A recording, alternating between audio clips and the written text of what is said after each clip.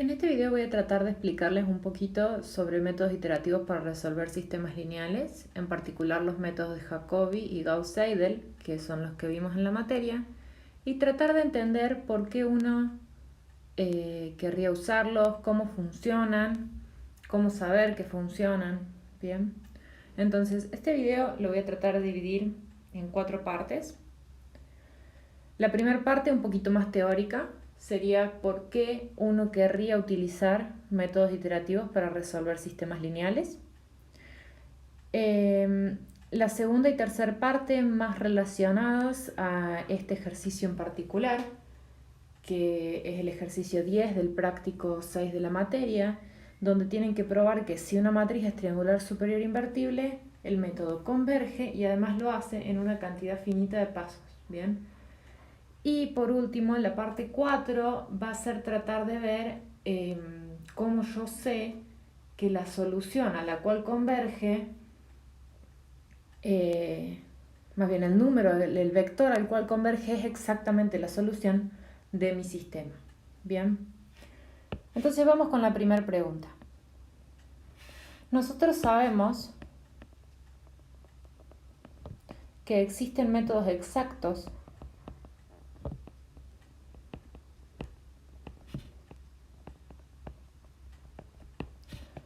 para resolver AX igual a B.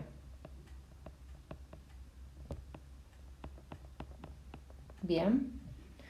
Es decir, si A es invertible,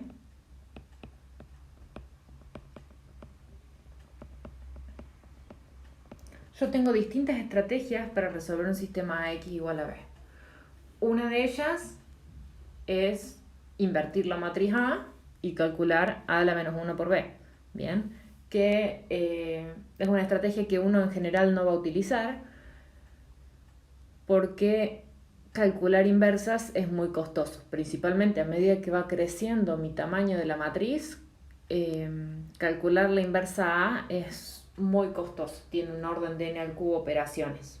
Bien, después uno tiene, entonces una opción es hallar A a la menos 1, pero esto tiene un orden de n al cubo operaciones.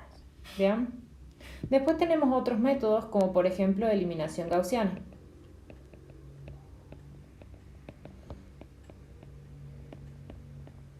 que en este caso vimos que tiene del orden de n al cuadrado operaciones para, perdón, tiene del orden de 2 tercios en el cubo operaciones para resolver el sistema. Bien, que eso lo baja un poquito, pero fíjense que sigo teniendo del orden de n al cubo.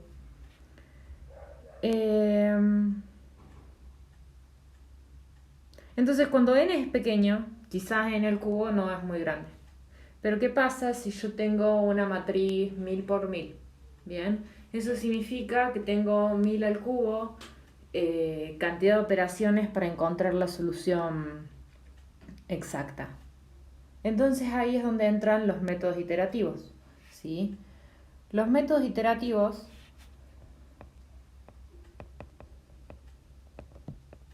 la idea es utilizar menos operaciones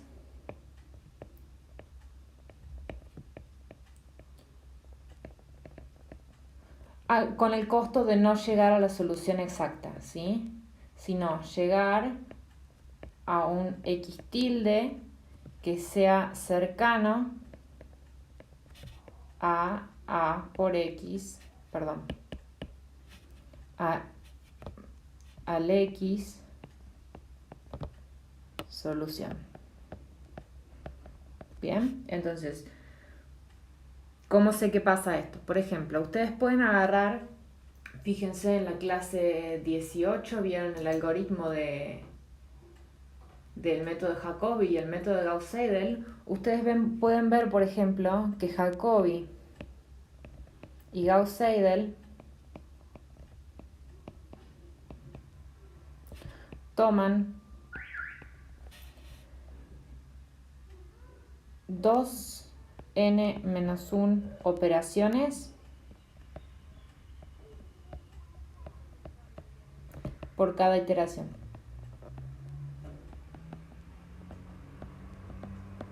Bien, esto significa que toman en total m por 2n-1, donde m es la cantidad de operaciones.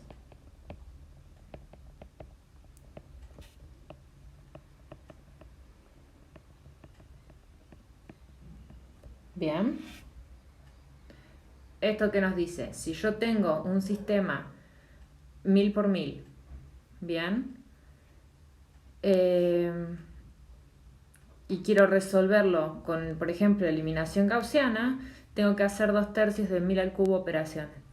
En cambio, si yo pusiera algún criterio de parada que haga que con, por ejemplo, 100 iteraciones llegue a una solución bastante cercana, entonces estoy tomando 100 por 2000 en lugar de 1000 por 1000 por 1000. Bien, entonces fíjense que la cantidad de operaciones total, el costo total de mi resolución del sistema es mucho más bajo que si yo estuviera en el caso general utilizando cualquier otro método. Bien, para el caso en particular de las matrices triangulares superiores, vimos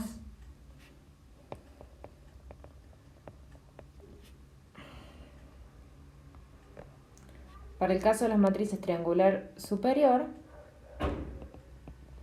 vimos que toma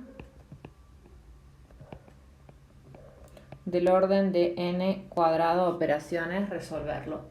Bien.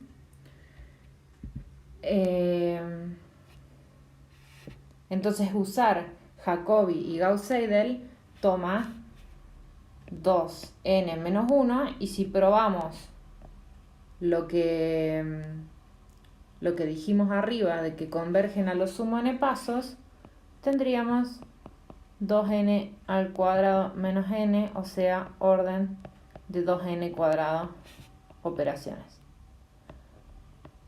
La diferencia va a estar en que esto es siempre de esa forma. Para el caso del método de sustitución, digamos, que es la solución básica de triangular superior, siempre nos va a tomar n al cuadrado operaciones. En cambio, para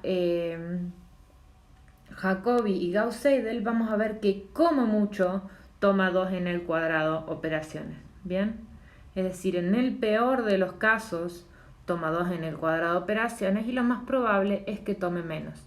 Y además lo otro es que yo puedo elegir un m que sea la cantidad de operaciones bastante más bajo, porque si yo sé que en n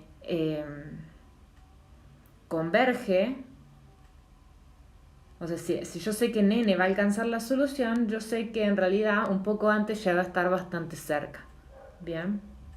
Entonces esa es más o menos la idea de por qué yo quiero utilizar un método iterativo para resolver sistemas lineales. La idea es ahorrar pasos. La otra cosa que tienen es que cuanto más ceros tenga mi matriz, más rápido va a converger, y además puedo encontrar más fácil una variante del método que aproveche esa estructura, ¿sí? Una gran parte de poder trabajar con estas matrices con muchos ceros es agarrar y manipular un poquito los algoritmos de manera que tenga que hacer menos cuentas. Bien, entonces cuanto más ceros tenga, un poquito más fácil, y es más fácil adaptar estos métodos iterativos que adaptar los métodos de eliminación gaussiana, por ejemplo. Bien.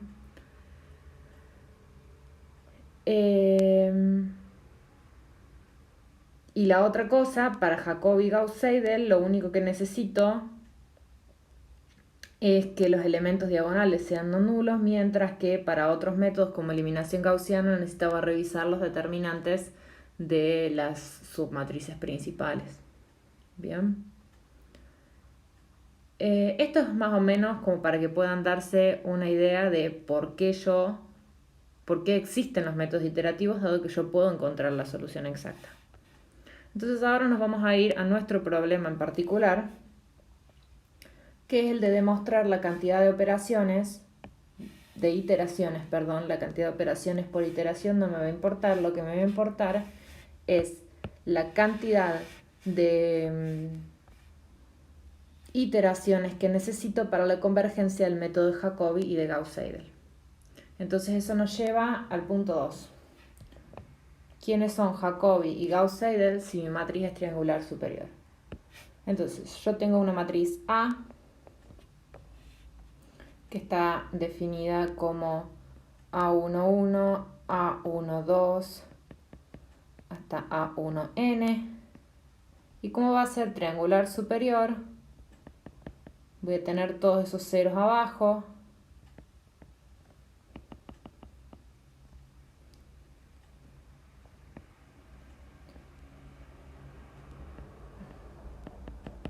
Va a tener esta forma. ¿Bien?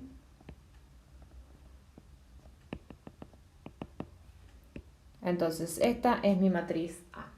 Ahora recordemos quiénes son los métodos de Jacobi y de Gauss-Seidel. En el método de Gauss-Seidel tomamos M igual a L más D. Esto voy a poner acá GS para indicar Gauss-Seidel. Y N igual a menos U, donde D van a ser los elementos diagonales, que es toda esta parte de acá. L va a ser todos los elementos que estén por debajo de la diagonal.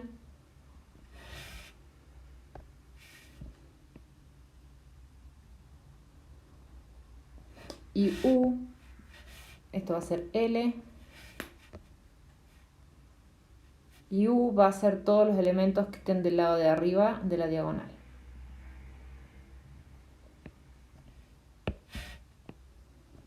Bien. Como L es igual a 0 en este caso, porque la matriz es triangular superior, entonces M es la diagonal, ¿sí?, dada por A11, ANN y todos ceros en los restos de los lugares. Y N sigue siendo la misma, que es 0 menos A12 hasta menos A1n, 0 toda la diagonal, 0 todo abajo de la diagonal y menos a n menos 1 n aquí. Bien.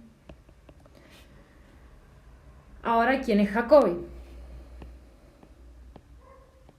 Para Jacobi teníamos que m era la diagonal y n era menos l menos u. Nuevamente, como l es 0, entonces n es igual a menos u, coincide con Gauss-Seidel, y m es igual a d, también coincide con Gauss-Seidel. Bien, eso significa que me voy a ahorrar mucho trabajo en este ejercicio porque ambos métodos son un mismo método. Bien, entonces ahora vamos a escribir quién es este método.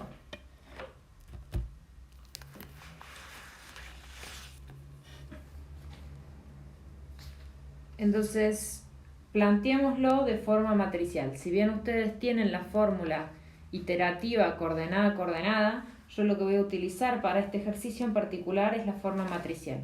¿Bien? En su forma matricial, el método se construye como X. Voy a escribir acá que esto es la forma matricial.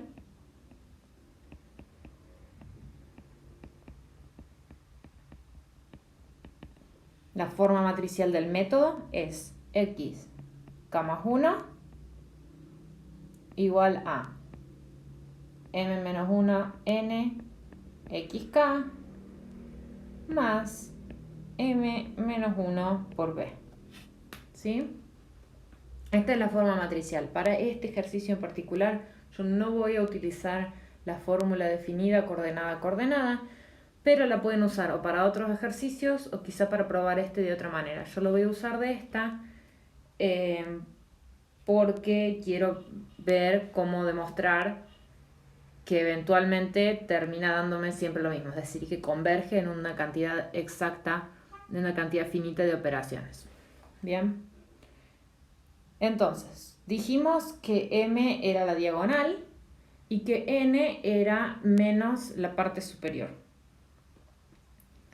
Entonces, M a la menos 1 es la inversa de la diagonal y la inversa de la diagonal es simplemente invertir cada coordenada.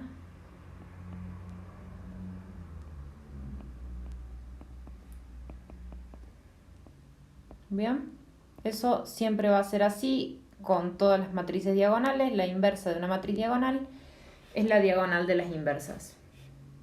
Y mi matriz N es la misma de antes. Tengo mis ceros en la diagonal. Y tengo menos la parte superior.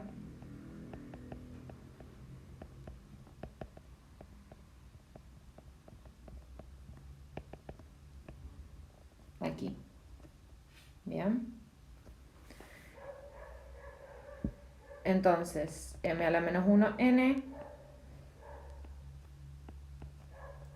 va a ser multiplicar esta matriz de la izquierda por la matriz de la derecha. Y fíjense que la primer fila de M a la menos 1 por N va a ser la primer fila de M a la menos 1 por toda la matriz N, ¿sí? Y como la primera fila tiene la inversa de A11 y demás ceros, entonces acá voy a tener 0 menos A12 sobre A11 menos A1N sobre A11. Hago lo mismo con la de abajo. Tengo 0, 0.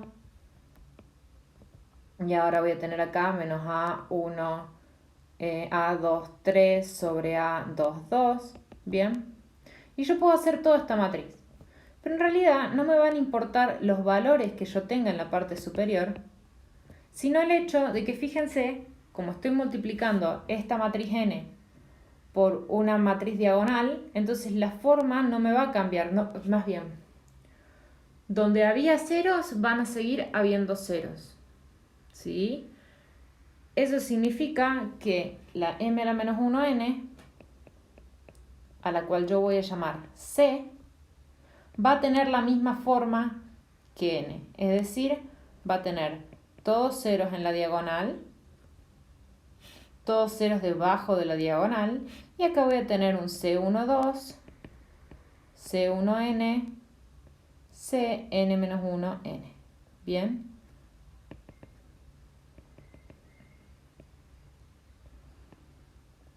Entonces, esta va a ser la parte esencial para ver que mi método converge en una cantidad finita de pasos, ¿sí?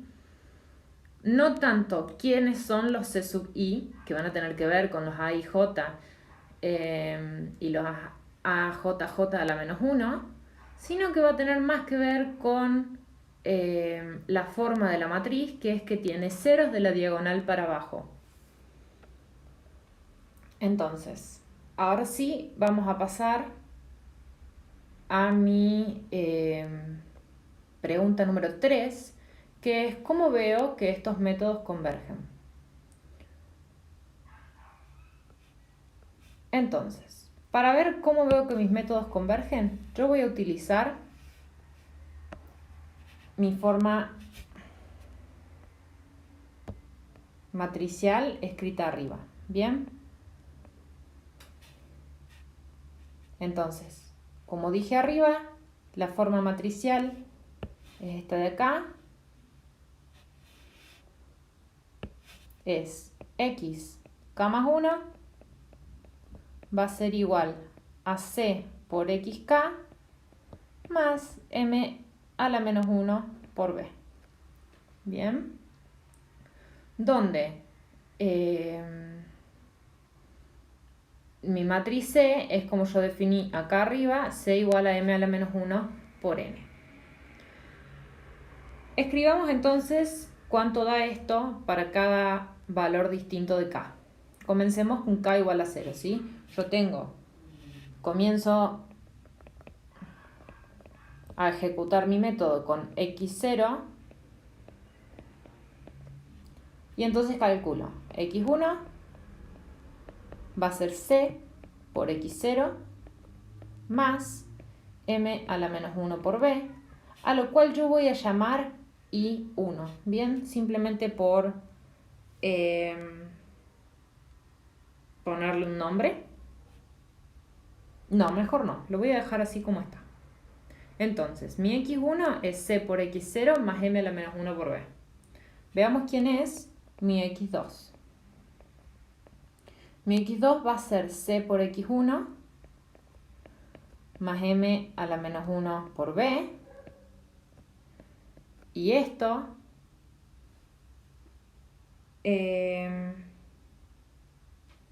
va a ser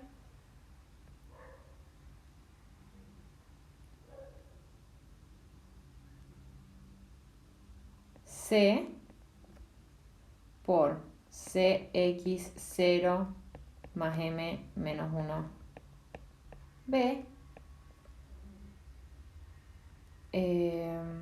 más m a la menos 1b.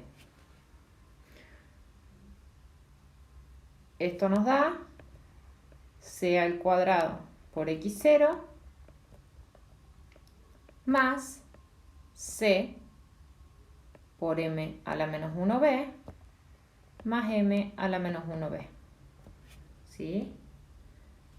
Y esto yo lo puedo escribir como c al cuadrado x0 más c más i, todo eso por m a la menos 1b.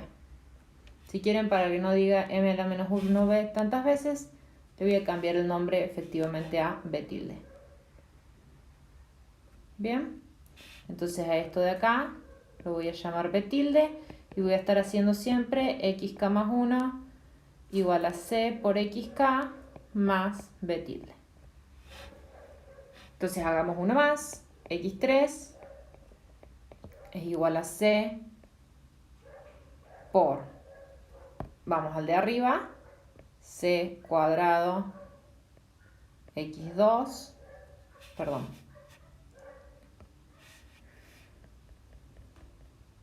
vamos a escribirlo de 0 así no confundo, cx2 más b tilde. Y esto usando lo de arriba es c por c cuadrado x0 más c más i b tilde más b tilde.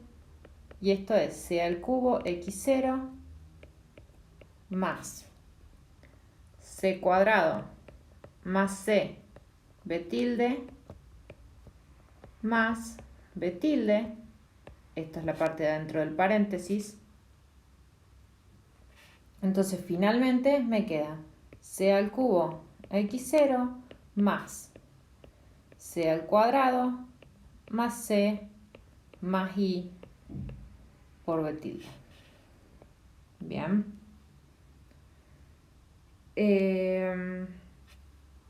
Puedo probar que esto va a seguir valiendo para cualquier k, entonces voy a hacer así, voy a suponer que xk-1 es c k-1, c a la k-1 por x0 más c a la k-2 hasta c más i por b tilde. Esto es, voy sumando todas las potencias de c a la 0, c a la 1 hasta c a la k-2 y veamos cuánto da x a la k. ¿Sí? Esto nos dice que x a la k es c por x k menos 1 más b tilde. Esto es c por c a la k menos 1 x0 más esto de acá.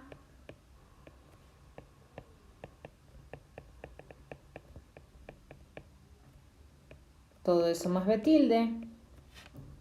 Esto es c a la k por x0 más c a la k menos 1 más c al cuadrado más c por b tilde más b tilde. Y esto me queda que x a la k es igual a c a la k x0 más c a la k menos 1. Voy sumándolos todos hasta el i. Por este término de acá incorporo el i por b tilde. Esto me da una fórmula entonces recursiva para el xk que no depende de mi matriz, de mis valores x1, x2. O sea, en lugar de escribirlo en términos del x anterior, lo estoy escribiendo en términos del primer x. Bien, esto hasta ahora vale para cualquier matriz A, porque yo estoy usando C y M a la menos 1, nunca estoy tocando que sea triangular superior. Pero entonces, lo que me va a importar ahora es que este C a la K eventualmente se me va a hacer 0 si mi matriz A era triangular superior. Bien, entonces yo lo que quiero ver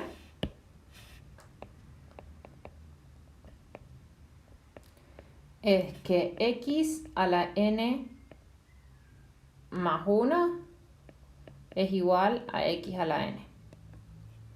Bien, y para eso voy a ver dos cosas.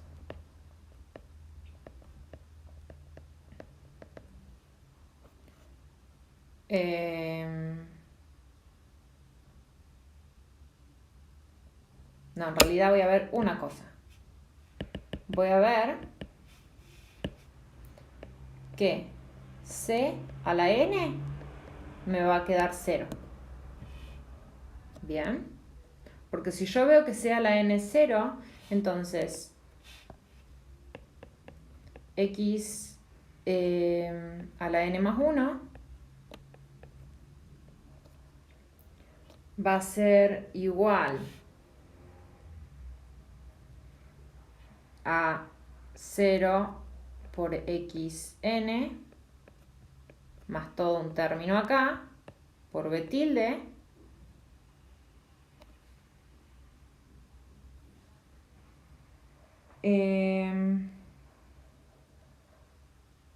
perdón, lo que me importa primero es ver quién es xn. Xn va a ser c a la n por x0, que se me va a anular porque c a la n es 0, más cn menos 1 más i por b tilde, y xn más 1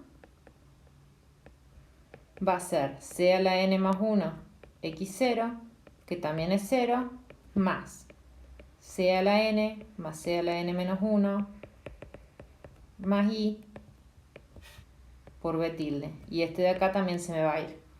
Entonces de esa forma voy a tener que x a la n es igual a x a la n más 1. Bien.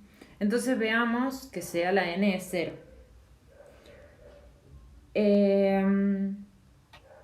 Para eso, lo que yo voy a ver es, yo sé que m a la menos 1n, que es c, tenía ceros en la diagonal.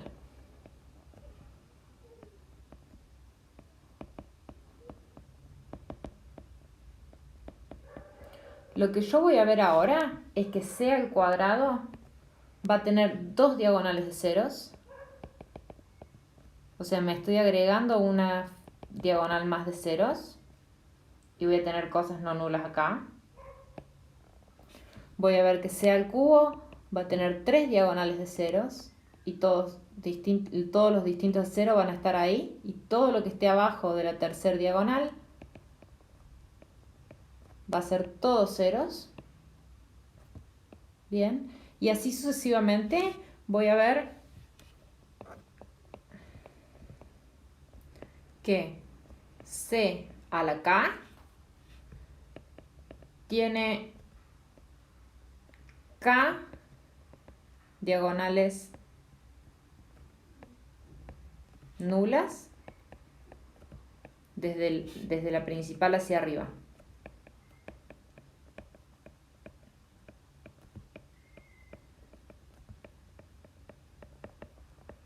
Bien, visto de una forma es, arranco arriba del todo, cuento K lugares, trazo la diagonal, acá voy a tener K lugares también, y todo lo que esté dentro de ese rango va a ser 0. Y todo lo que esté arriba puede o no ser 0, pero lo que me importa es que todo eso va a ser 0. Esto va a ser C a la K. Y si yo pruebo que eso se cumple, entonces en C a la N tengo N ceros y por lo tanto todo es 0. ¿Bien? Porque tengo que ir también N ceros para abajo y no voy a tener ningún elemento no nulo. ¿Bien? Entonces eso es lo que vamos a probar ahora, que es lo que nos va a resolver el ejercicio. Entonces, ¿qué significa? ¿Cómo puedo escribir más fácil esto de acá? Esto que escribí arriba, que tiene K diagonales nulas, es la forma de verlo gráficamente, que es el dibujito que hice acá. Ahora lo vamos a escribir coordenada a coordenada para que sea más fácil de entender. Así como una matriz era triangular superior, si la coordenada IJ era 0 para J menor que I, entonces en este caso quiero que sea la K IJ sea 0 si J es menor que I más K. Bien. Por ejemplo, en el caso de C al cuadrado, yo quiero que la coordenada 1, 3, las coordenadas 1, 1 y 1, 2 sean 0 y después 1, 3 ya puede ser distinto de 0. Entonces si hago 1 más 2 y es 1, K es 2, entonces para J menor que 3 tiene que ser 0, que es lo que pasa acá. Es 0 para 1, 2 y es 0 para 1, 1. Bien. Después en la fila 2 voy a tener que agregar un 0 más. Quiero que sea para J1, J2 y J3. Y eso es J menor que 4, que justamente es I más K, 2 más 2. Bien. Y así sucesivamente para toda mi matriz. Entonces esta es la forma un poquito más formal, coordenada a coordenada, de escribir esto que yo dibujé arriba, de que es ver que tiene las K diagonales nulas. Pero escribirlo de esta manera ya me ayuda a probarlo. Entonces, vamos a probarlo por inducción. Si K es igual a 1, tengo mi matriz C, y mi matriz C y J quiero que sea 0 si J es menor que I más 1. Bien. Para J menor que I, ya lo sabemos, por triangular superior.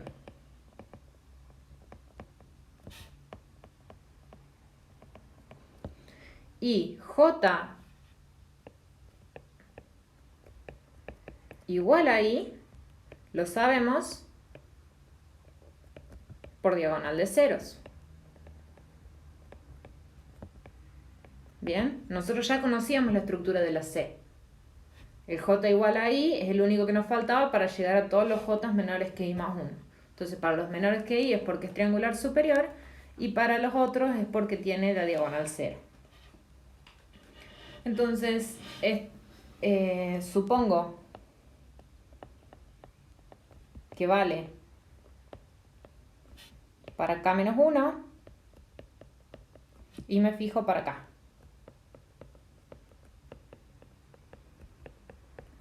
Bien. Entonces, C, K y J es lo mismo que escribir CK menos 1 por C, la coordenada IJ.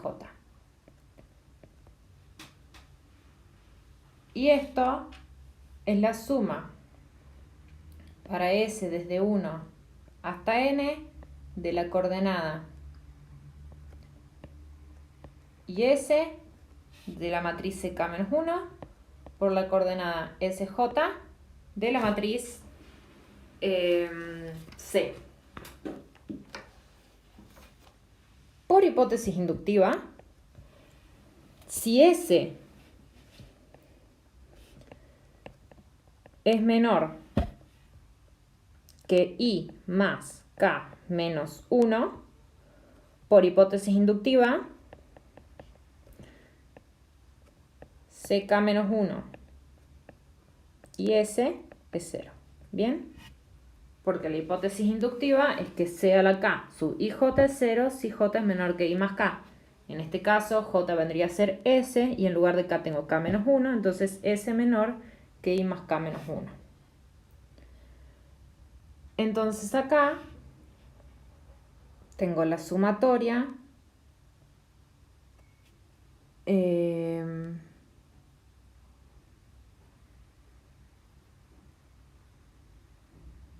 desde S igual a I más K menos 1 hasta N de C, K menos 1 y S por C sub S J. Bien. Y ahora lo que yo voy a ver es, yo estoy miro los J más chiquitos que I más K. Bien.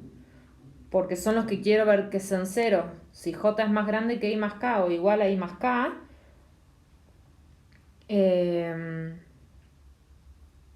entonces no me sirve, no me importa si da 0 o no da 0. A mí me importa solamente qué pasa en J menor que I más K.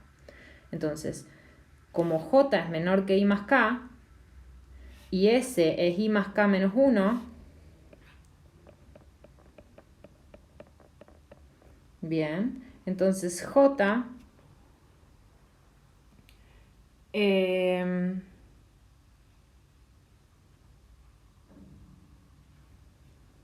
menor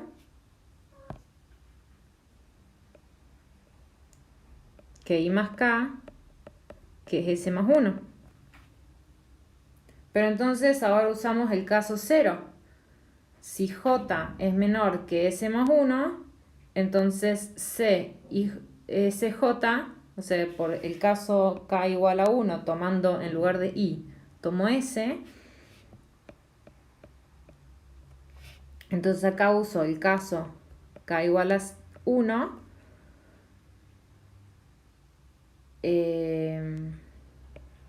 Para ver que CSJ es 0. Bien.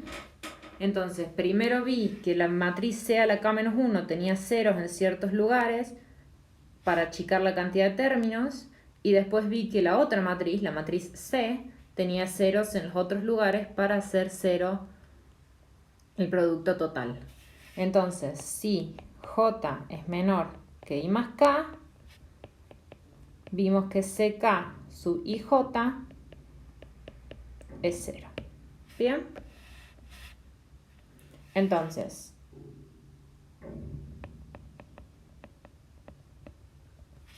c a la n es 0, pues c a la n y j es 0 si j es menor que i más n, pero como j es menor que n, entonces j es menor que i más n para todo i.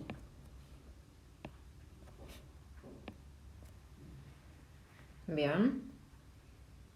Entonces, vamos a recapitular un poquito lo que dice acá. Lo que yo probé acá es que mi matriz C es lo que se llama nilpotente. Probé que cada vez que voy subiéndole una potencia a mi matriz C, se me va haciendo una diagonal más de ceros. Eso primero lo escribí visualmente y después lo probé por inducción. Vi primero que la C tiene una diagonal de ceros y después supuse que la K-1 tiene K-1 diagonales de 0 y vi que la K tiene K diagonales de 0. ¿Bien?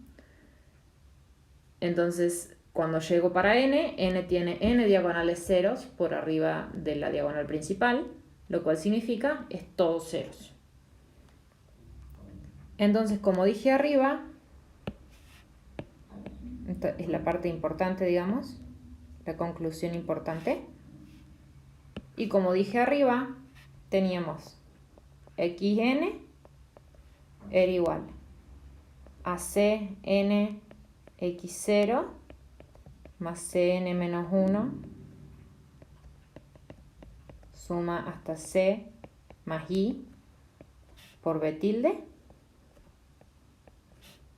Y esto, por lo de arriba, es c a la n menos 1 más c más i por b tilde. Bien, esto vale porque este término de acá se me anula. Y mi xn más 1 es cn más 1 por x0 más cn más cn menos 1, sumo todas, c, i, todo eso por b tilde.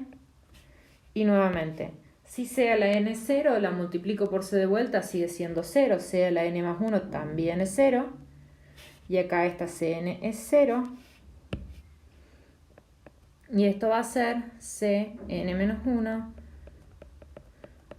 más c más i por b tilde. Fíjense que entonces mi xn es igual a xn más 1 y como es un método iterativo, una vez que ya tengo dos pasos iguales, todos los pasos que sigan van a ser iguales. Bien, esto nos dice que k va a ser igual a xn para todo k mayor o igual que n. Bien, una vez que llegó a un punto y no cambió, no va a cambiar nunca más. Por lo tanto, el método converge en a lo sumo n pasos. Bien, ¿qué significa esto? Tengo a partir del punto n, ya estoy clavada en un solo lugar. Quizás llegué a ese lugar antes y quizás no. Bien, pero lo importante es que como mucho en n pasos llego a una solución fija. Bien, y ahora vamos a ir a la última pregunta. La pregunta 4, que me decía, ¿cómo sé si converge a la solución o si converge a otra cosa? Bien, porque yo en principio lo que tengo es que xn es igual a c a la n menos 1 más bla bla bla por b tilde. ¿Sí? Con algunas cosas que nosotros teníamos teoremas de convergencia, teníamos, por ejemplo, si es diagonalmente dominante en sentido estricto, converge a la solución de ax igual a b. Entonces nuestra pregunta acá sería, ¿converge a la solución?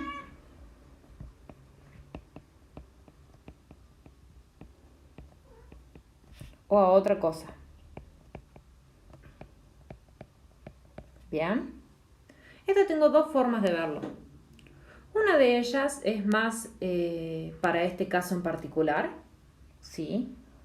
Una forma, que es en este caso en particular y nos sirve solamente para este caso, es ver que, o sea, el límite para n que tiende a infinito de x a la n es, voy a poner acá mejor k porque el n es el valor fijo, de x a la k es xn, lo vamos a llamar x estrella después, pero entonces esto es cn menos 1 más c más i por b tilde, y lo voy a llamar x estrella. Bien, entonces quiero ver que a por x estrella es igual a b, y para eso uso a igual a m menos n, esto es m por i menos m menos 1n, simplemente saqué factor común m, y esto es m por i menos c. Bien, entonces en ese caso ustedes tienen que ver que a por x estrella es m y menos c, y ahora escribo quién es x estrella, cn menos 1 más c más i por m a la menos 1b, que esto era b tilde, y veo que esto da b. ¿Sí? Esa es una forma, que simplemente desarrollar este producto de acá, y no queda muy complicado ver que esto va a dar la identidad. ¿Sí? En este caso en particular. Para esto usamos quién es la matriz C. Entonces tengan cuidado que les sirve solamente en este ejercicio. Pero vamos a ver otra forma que vale para cualquier método de splitting. Entonces, sea,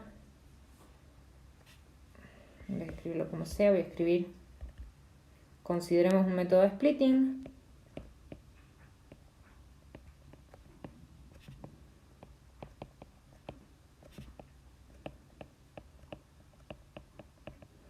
O separación, tienen ambos nombres, uno es la traducción del otro, nada más.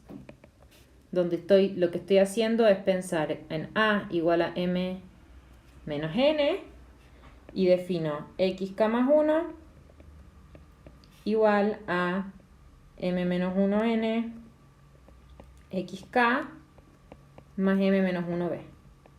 Fíjense que acá no estoy ni haciéndolo para Gauss-Seidel, ni haciéndolo para Jacobi, ni haciéndolo para una matriz triangular superior. Estoy utilizando cualquier método de separación, ¿sí? Es lo único que estoy requiriendo, que sea un método de separación. Entonces, supongamos que converge.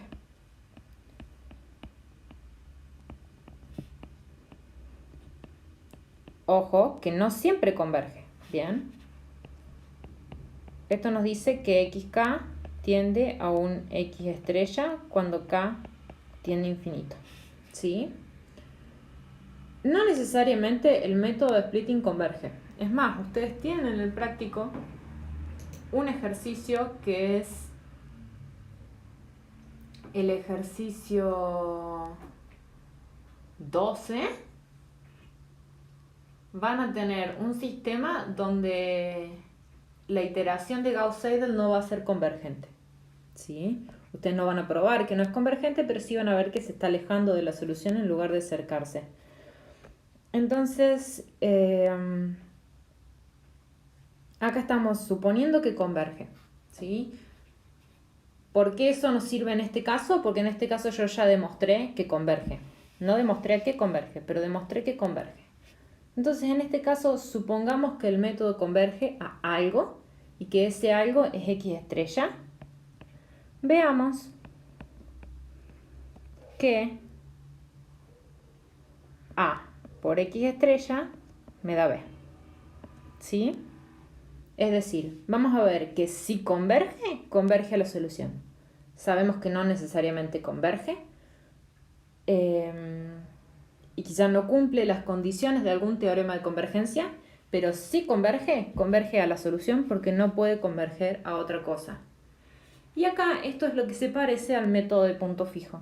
Fíjense que yo acá tengo que x, k más 1 es igual a una función g de xk, ¿sí? Donde g es m menos 1n xk más m menos 1 por b, que es una función continua. Entonces, tomo límite para k que tiende a infinito y tengo xk más 1 cuando k tiende a infinito tiende a x estrella. Y g de xk cuando k tiende a infinito tiende a g de x estrella. ¿Bien? Esto es lo mismo que veníamos haciendo en el método de puntos fijos, solamente que ahora en lugar de tener una función de Rn en R, estoy teniendo una función de Rn en Rn. Pero sigue cumpliéndose lo mismo. Tengo una función continua, entonces el límite de la sucesión es el punto fijo de la función g.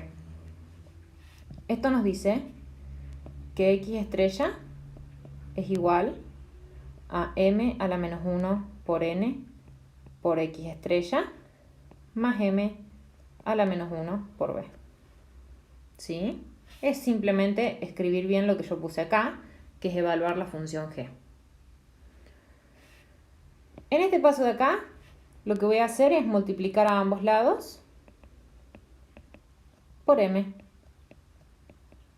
Bien. De este lado me queda m por x estrella. Y de este lado me queda m por m a la menos 1 es identidad. Entonces acá tengo n x estrella más m por m a la menos 1 por b es b. Despejo. Paso restando, o sea, resto a ambos lados. Resto en ambos lados nx estrella.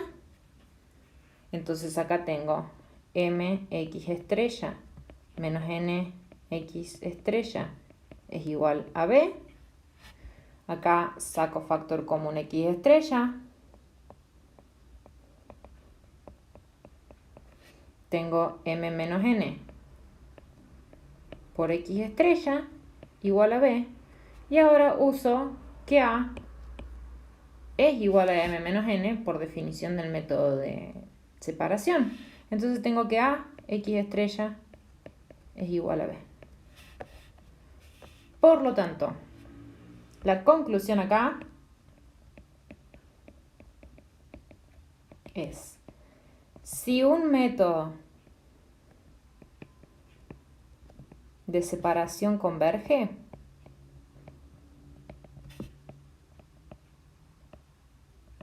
entonces converge a la solución. ¿Sí? Esto de acá no me dice nada de si va a converger mi método o no va a converger. Lo que me dice es que si yo ya sé que converge, sé que el límite es exactamente la solución. Por lo tanto, en este caso particular, para un método, para una matriz triangular superior e invertible, vimos que en n pasos converge y como converge encuentra la solución. ¿Sí? Esto nos va a decir que yo puedo encontrar la solución de forma exacta con el método de Jacobi o de Gauss-Seidel. Me va a tomar más iteraciones si utilizo n iteraciones, pero yo puedo utilizar menos y encontrar la solución. ¿Bien?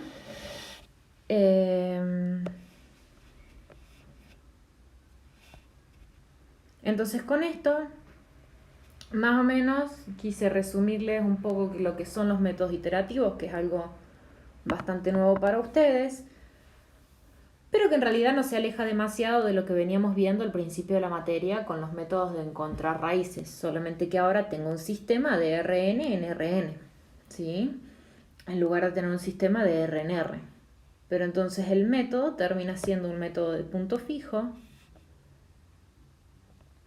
Y acá tienen un poquito, es un lío de cuentas, espero que más o menos se entiendan, pero la idea de cómo probar que para este caso particular, donde la matriz es triangular superior, la matriz C igual a m a la menos 1 por n es nilpotente, en n pasos en la potencia n se me anula y por lo tanto el método converge en una cantidad finita de pasos. Y lo otro que vimos es que el método, los problemas matriciales, los sistemas lineales, se pueden encontrar las soluciones exactas mediante muchos métodos, pero para sistemas muy muy grandes eso es muy costoso y puedo aproximar de forma más sencilla la solución a través de un método iterativo que toma cada iteración, toma muchos menos pasos y quizás puedo encontrar una solución aproximada en pocos pasos. Bien, esto se va a usar mucho en sistemas de muchas coordenadas y más aún si tiene muchos ceros. Bien, para matrices más pequeñas, en realidad convienen los métodos exactos porque toman la misma cantidad de operaciones aproximadamente y encuentran la solución exacta. Nosotros les hacemos aplicar Jacobi-Gauss-Seidel en matrices pequeñas, pero nomás por una cuestión de que no les vamos a dar una matriz 1000 por 1000. Eso a lo sumo es algo que puedan hacer computacionalmente, ¿bien? Pero para que puedan entender cómo funciona, se los damos en matrices pequeñas.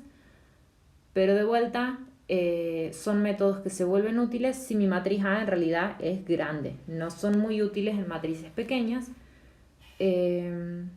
pero sí para matrices muy grandes ahorran muchos pasos.